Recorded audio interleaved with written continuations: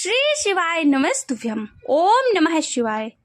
आप सभी को श्रावण मास के पहले सोमवार की हार्दिक शुभकामनाएं। आज आप सभी सुनेंगे सावन सोमवार व्रत की कथा।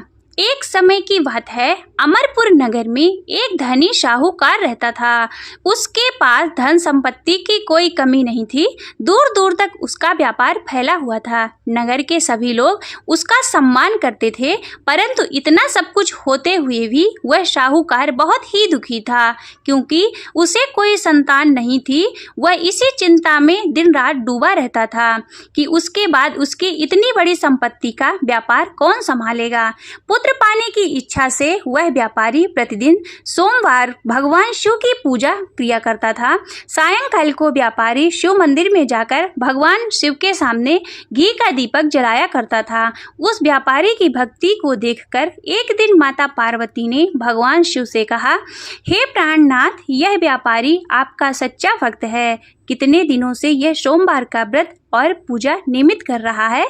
भगवान आप व्यापारी की मनोकामना को अवश्य पूर्ण करें। भगवान शिव ने मुस्कुराते हुए कहा, हे पार्वती, संसार में सबको उसके कर्म के अनुसार ही फल की प्राप्ति होती है।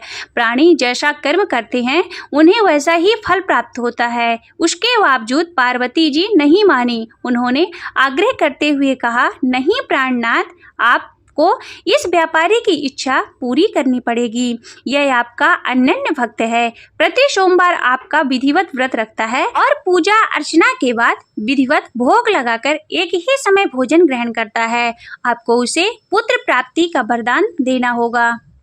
पार्वती जी का इतना आग्रह देखकर भगवान शिव ने कहा, तुम्हारे आग्रह पर मैं इस व्यापारी को पुत्र प्राप्ति का वरदान देता हूँ, लेकिन इसका पुत्र 16 वर्ष से अधिक जीवित नहीं रहेगा। उसी रात भगवान शिव ने स्वप्न में उस व्यापारी को दर्शन देकर उसे पुत्र प्राप्ति का वरदान दिया और उसके पुत्र के 16 वर्ष तक जीवित रहने की बात भी बताई। भगवान के वरदान से व्यापारी को खुशी तो हुई, लेकिन पुत्र की अल्पायु की चिंता ने उस खुशी को नष्ट कर दिया। व्यापारी पहले की तरह सोमवार का व्रत विधिवत करता रहा। कुछ महीने पश्चात उसके घर में अति सुंदर पुत्र उत्पन्न हुआ। पुत्र जन्म से व्यापारी के घर में खुशियां भर गईं। बहुत धूमधाम से पुत्र जन्म का समारोह मनाया गया। व्यापारी को पुत्र जन्म की अधिक खुशी नहीं हुई, क्योंकि उसे पुत्र की अल्पायु के रहस्य का पता था। यह रहस्य घर में किसी को भी मालूम नहीं था। विद्वान ब्राह्मणों ने उस पुत्र का नाम अमर रखा। जब अमर 12 वर्ष का हुआ तो शिक्षा के लिए उसे वाराणसी भेजने का निश्चय हुआ। व्यापारी ने अमर के मामा दीपचंद को बुलाया और कहा कि अमर को शिक्षा प्राप्त करने के लिए वाराणसी छोड़ आओ। अमर अपने मामा के साथ शिक्षा प्राप्त करने के लिए चल दिया। रास्ते में जहाँ भी अमर और दीपचंद रात्रि विश्राम के लिए ठहरते, वहीं यज्ञ करते और ब्राह्मणों को भोजन कराते थे। लंबी यात्रा के बाद अमर और दीपचंद एक नगर में पहुँचे। उस नगर के राजा की कन्या के विवाह की खुशी में पूरे नगर को सजाया गया था। निश्चित उस समय बारात आ गई, लेकिन वर का पिता अपने बेटे के एक आंख में काने होने के कारण बहुत चिंतित था। उसे इस बात का भय सता रहा था कि राजा को इस बात का पता चलने पर कहीं वह विवाह से इनकार ना कर दे। इससे उसकी बदनामी होगी। वर के पिता ने अमर को देखा तो उसके मस्तिष्क में एक विचार आया। उसने सोचा, क्यों ना इस लड़के को दूल्हा बनाकर राजकुमारी से विवाह करा दूं। विवाह के बाद इसको धन देकर विदा कर दूंगा और राजकुमारी को अपने घर ले आऊंगा। वर के पिता ने इसी संबंध में अमर और दीपचंद से बात की। दीपचंद ने धन मिलने के लालच में वर के पिता की बात स्वीकार कर ली। अमर को दूल्हे के वस्त्र पहनाकर राजकुमारी चंद्रिका से विवाह करा दिया गया। राजा ने बहुत सा धन देकर राजकुमारी को विदा किया। अमर जब लौट रहा था तो सच नहीं छिपा सका। उसने राजकुमारी की ओढ़नी पर लिख दिया, राजकुमारी चंद्रिका, तुम्हारा विवाह तो मेरे साथ हुआ है। मैं वाराणसी में शिक्षा प्राप्त करने जा रहा हूँ। अब तुम्हें इस नवयुवक की पत्नी बनना पड़ेगा। वह काना है। जब राजकुमारी ने अपनी ओढ़नी पर लिखा हुआ पढ़ा तो उसने काने लड़के के साथ जाने से इनकार कर दिया। राजा ने सब बातें जानकर राजकुमारी को महल में रख लिया। उधर अमर अपने मामा दीपचंद के साथ वाराणसी पहुंच गया। अमर ने गुरुकुल में पढ़ना शुरू कर दिया। जब अमर की आयु 16 वर्ष हुई तो उसने एक यज्ञ किया। यज्ञ की समाप्ति पर ब्राह्मणों को भोजन करवाया और खूब अन्न वस्त्र दान किए। रात को अमर ने अपने शयन कक्ष में सो गया। शिव के वरदान के अनुसार शयन अवस्था में ही अमर के प्राण पखेरु उड़ गए। सूर्योदय पर मामा अमर को मृत देखकर रोने पीटने लगा। आसपास के लोग भी एकत्र होकर दुख प्रकट करने लगे। मामा के रोने विलाप करने से स्वयं समीप से गुजरते हुए भगवान शिव और माता पार्वती ने भी सुने। पार्वती ने भगवान से कहा, प्राणनाथ, मुझसे इसके रोने के स्वर सहन नहीं हो रहे, आप इस व्यक्ति के कष्ट को अवश्य दूर करें। भगवान शिव ने पार्वती के साथ अदृश्य रूप में समीप जाकर अमर को देखा। पार्वती से बोले, पार्वती, यह उसी व्यापारी का पुत्र है। मैंने इसे 16 वर्ष की आयु का वरदान दिया था, इसकी आयु तो पूरी हो गई है। पार्वती ने फिर भगवान शिव से निवेदन किया कि हे प्राणनाथ, आप इस लड़के को जीवित करें, नहीं तो इसके माता पिता पुत्र की मृत्यु के कारण रो रो कर अपने प्राण त्याग देंगे। इस लड़के का पिता तो आपका परम भक्त है, वर्षों से सोमवार का व्रत करते हुए आपको भोग लगा रहा है।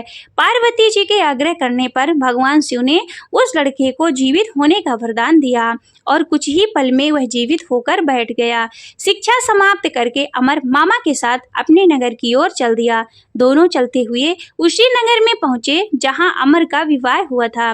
उस नगर में ही अमर ने यज्ञ का आयोजन किया। समीप से गुजरते हुए राजा ने यज्ञ का आयोजन देखा। राजा ने अमर को तुरंत पहचान लिया।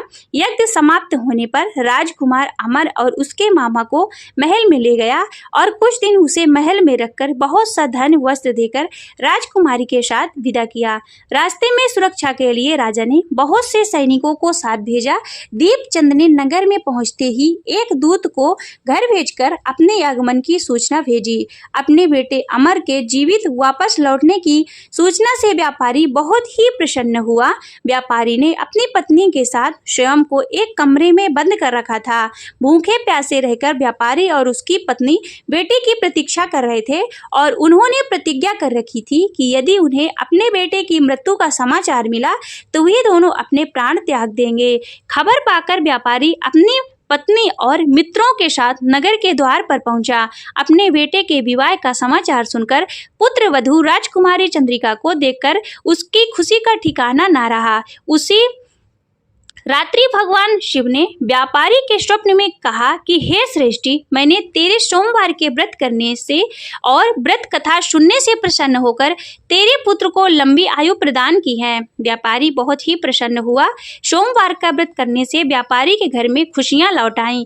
शास्त्रों में लिखा है कि जो भी स्त्री पुरुष सोमवार का विधिवत व्रत करते हैं और व्रत कथा को सुनते हैं, उनकी सभी इच्छाएं पूर्ण होकर उसे जीवन में सुख समृद्धि और दीर्घायु प्राप्त होती है। श्री शिव चालीसा। श्री गणेश गिरिजा सुमन, मंगल मूल सुजान, कहते अयोध्या दास तुम, देव भय वरदान। जय गिरिजापति दीन दयाला, सदा करते संतन प्रतिपाला। भाल चंद्रमा शोहतनी के, कानन कुंडल नाग फनी के। अंगे गौर शिर गंगे बहाए, मुंडे माल तन छार लगाए। वस्त्र खाल वाघांबर शोहे, छवि को देखे नाग मुनि मोहे। न मात को हवे दुलारी, वामी अंग सोहत छवि न्यारी। करे त्रिशूल सोहत छवि भारी, करते सदा शत्रुन छयकारी। नंदी गणेश शोहित कैसे, सागर मध्य कमल है जैसे। कार्तिक श्यामी और गणराऊ, या छवि को कही जाते न काऊ। देवन जब ही जाए पुकारा, तब ही दुख प्रभु आपे निवारा। किया उपद्रव तारक भारी, देवन सब मिल तुम ही जुहारी। तुरत शरानन आप पठायो, लौनी में से महामारी गिरायो। आप जलंधरेश्वर संहारा, सुयश तुम्हारे विदेश संसारा। त्रिपुरासुर संयुद्धि मचाई, सबहि कृपा कर लीनी बचाई। किया तपहि भागीरथी भारी, पुरवि प्रतिज्ञाता सुपुरारी। दानिन मह तुम समको नाही, सेवक स्तुति करहु सदाहि। वेद नाम महिमा तब गाई, अकथ अनादि भेद नहीं पाई। प्रगटे उदधि मंथन में ज्वाला, जरे सुरासुर भये विहाला। दीन दया तह करे सहाय, नीलकंठ तब नाम कहाय। पूजन रामचंद्र जब कीन्हा, जीत के लंका विभीषण दीना। सहस कमल में हो रहे धारी, कीनी परीक्षा तबहि पुरारी। एक कमल प्रभु राखे उजोई, कमल नयन पूजन चाह सोई। कठिन भक्ति देखी प्रभु शंकर, भये प्रसन्न दिए इच्छित वर। जय जय जय अनंत अविनाशी, करत कृपा सबके घटवासी। दुख सकल नित मोहि सतावे, भ्रमति रहे मोहि चैन न आवे। त्राहि त्राहि मैं नाथ पुकार, यही अवसर मोहि आनि उबारो। लय त्रिशूल शत्रुन को मारो, संकट में मोहि आनि उबारो। मातु पिता भ्राता सब कोई, संकट में पूछत नहीं कोई। स्वामी एक है आस तुम्हारी, आए हरहु अब संकट भारी। धन निर्धन को देते सदा ही, जो कोई जाचे सो फल पाही। स्तुति की विधि करो तुम्हारी, क्षमहु नाथ अब चूके हमारी। शंकर हो संकट के नाशक, मंगल कारण विघ्न विनाशक। योगी यति मुनि ध्यान लगावे, नारद शारद शीस नवावे। नमो नमो जय नमः शिवाय, सुर ब्रह्मादि के पार न पाए। जो यह पाठ करे मन लाई, तापर होते हैं शंभु सहाय। ऋणिया जो कोई हो अधिकारी, पाठ करे सो पावन हारी। पुत्रहीन कर इच्छा कोई, निश्चय स्यो प्रसाद तह होई। पंडित त्रयोदशी को लावे, ध्यान पूर्वक होम लगावे। त्रयोदशी व्रत करे हमेशा, तन नहीं ताके रहे कलेशा। धूप दीप नैवेद्य चढ़ावे, शंकर सम्मुख पाठ सुनावे। जन्म जन्म के पाप नशावे, अंतवास शिवपुर को पावे। कहे अयोध्या आस तुम्हारी, जान सकल दुख हरहु हमारी। नित्य नेम कर प्रातहि, पाठ करो चालीसा। तुम मेरी मनोकामना, पूर्ण करो जगदीश। मगसर छठहि मंत्र तो, संबत 64 जान। स्तुति चालीसा शिवहि, पूर्ण कीन्हि कल्याण। शिव समान दाता नहीं, विपत्ति विदारण हार। लज्जा मेरी राखियो, नंदी के अश्वार। एक घरे आधे में कुछ और। तुलसी संगत साधु की, कटहि कोटि अपराध। तुलसी संगत साधु की, कटहि कोटि अपराध। ओम जय शिव ओंकारा, बोले हर शिव ओंकारा। ब्रह्मा विष्णु सदाशिव, ब्रह्मा विष्णु सदाशिव, अर्धांगे धारा। ओम जय शिव ओंकारा।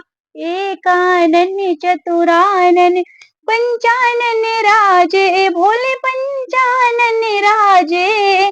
हंसासन गरुड़ासन, हंसासन गरुड़ासन, वृषवाहन साजे। ओम हरे हरे हर महादेव। दो भुज चार चतुर भुज, 10 भुज अति सोहे। बोले 10 भुज अति सोहे। त्रिगुण रूप निरखता, त्रिगुण रूप निरखता, भुवन मन मोहे। ओम हरे हरे हर महादेव। अक्षमाला वनमाला, रुंडमाला धारी। भोले रुंडमाला धारी।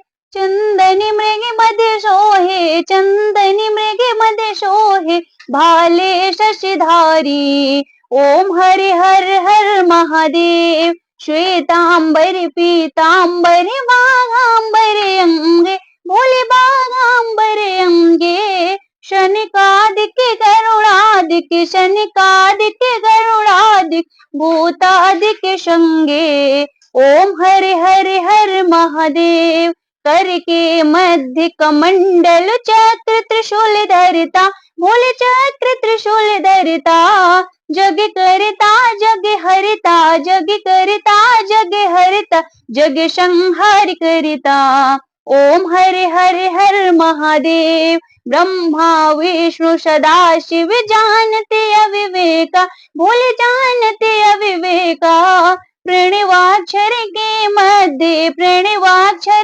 मध्य ये तीनों एका ओम हरे हरे हर महादेव काशी में विश्वनाथ विराजते नंदी ब्रह्मचारी भोले नंदी ब्रह्मचारी नित्य उठी भोग लगावत नित्य उठी भोग लगावत महिमायति भारी ओम हरे हरे हर महादेव त्रिगुण शिव जी की आरती जो कोई नर गावे भोले जो कोई नर गावे कहत शिवानंद स्वामी भजत हरे हरे स्वामी मनवांछित फल पावे ओम हरे हरे हर महादेव ओम जय शिव ओंकारा भोले हर शिव ओंकारा ब्रह्मा विष्णु सदाशिव ब्रह्मा विष्णु सदाशिव अर्धांगे धारा ओम जय शिव ओंकारा नमः पार्वती पतये हर हर महादेव श्री शिवाय नमस्तुभ्यं।